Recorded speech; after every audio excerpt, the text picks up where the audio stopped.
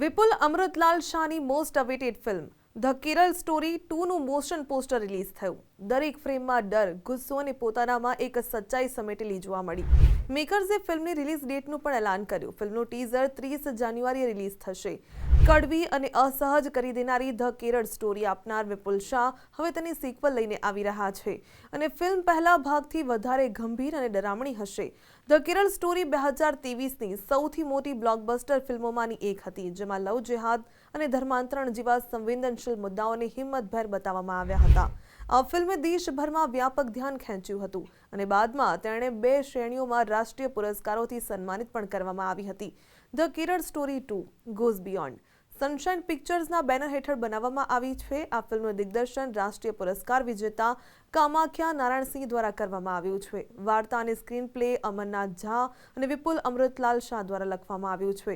આ ફિલ્મને આશિન શાહે કો-પ્રોડ્યુસ કરી છે તો સંગીત મનન શાહે આપ્યું છે અને ગીતો મનોજ મુતાન્સીરે લખ્યા છે. આ ફિલ્મ 27 ફેબ્રુઆરી રિલીઝ થશે. તમે કેટલા એક્સાઇટેડ છો આ ફિલ્મ જોવા માટે? કોમેન્ટ કરજો.